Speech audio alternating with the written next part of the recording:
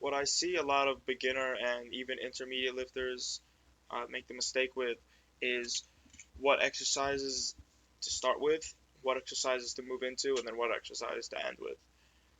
I also see people not exactly sure on how many exercises they should do per muscle group. So I'm gonna real quickly explain that for people who might be having that kind of issue. So let's say I would see someone doing like a chest day, for example, right? And then they would start off with like a tricep push down or, another tricep movement. And then after that, they would get into their chest movements. The problem that I'll say to those people are with that is if you're starting your chest day with a tricep movement and then you get into a chest movement like bench press or like incline press, you are going to be way less efficient and way less strong than if you just alternatively started with a pressing movement for your chest.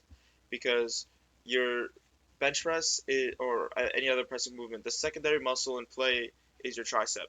Your tricep is the secondary muscle in play. First it's your chest, then it's your tricep. So if your triceps are already even a little bit fatigued from a previous exercise, you are not going to be able to hit the bench press as effectively as you would if you just started off with bench press because your triceps are already fatigued. So I'd recommend to those people to try starting out with a pressing movement, a really intense pressing movement, and just rule of thumb for every day you're working out, start with the most highest demand exercise you have. Like, and for me, an example would be I on my back days I do pull-ups, right?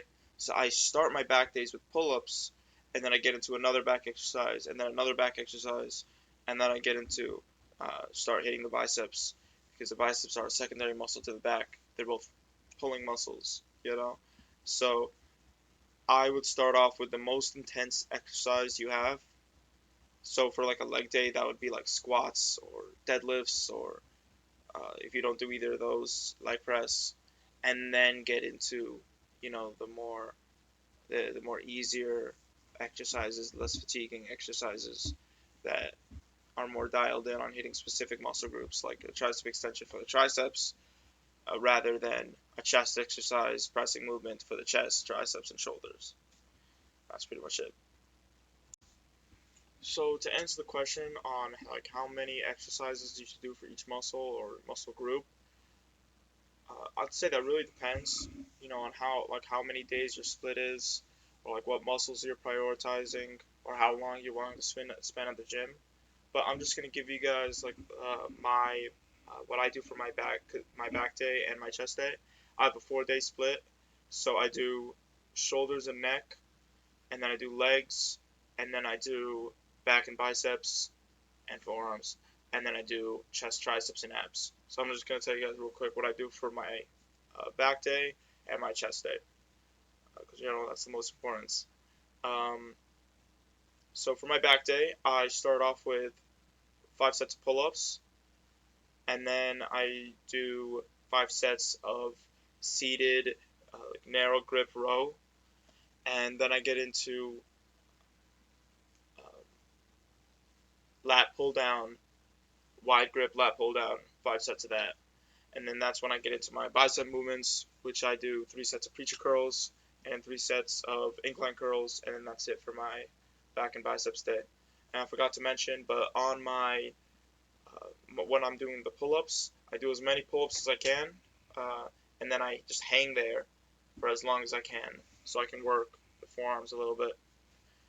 For my chest day, I start off with bench press, and then I get 5 sets of bench press. Well, 6 sets, including my warm-up set. So 5 sets of bench press, then I get into 5 sets of incline press, then I superset dips along with knee raises. So I get a little bit of abs, a little bit more chest. Which and the thing with dips are they hit a lot of the triceps a lot more than regular pressing movement. So it's a perfect catalyst into when I'm starting to hit triceps. And for triceps, I start off with pretty heavy skull crushers, 5 sets, and then 5 sets of tricep pushdowns. the reason why I do 5 sets of skull crushers and 5 sets of pushdowns, when for my back day, if you noticed, I only do 3 sets of 3 sets for 2 bicep exercises. So I do like almost double the amount of exercises for my triceps that I do for my biceps. The reason for that is I have pretty not the best tricep genetics, and then I have pretty okay, I would say, bicep genetics. So I need to kind of like balance things out that way. So that's why it really all depends on you guys' own specific preferences. What you guys want to end up building most important, like what do you guys find most important in your program, and then engineering your program exactly how it works best for you.